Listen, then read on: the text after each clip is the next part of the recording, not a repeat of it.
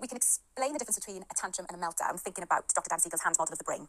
So if we think about a tantrum, where a child is perhaps demanding something or whining or repeating something over and over again, we know that for older children, they can be throwing what's known as an upstairs brain tantrum. And this is where the thinking part of the brain is still integrated with the emotional part of the brain, and they are just acting out in a way to have maybe what they want. We know this is usually an upstairs brain tantrum because if we give them what they want, that behaviour stops quite quickly. Now, for younger children, particularly very young children, they're not really capable of throwing these types of tantrums or upstairs brain tantrums because we know their brain isn't well developed enough to be able to do that.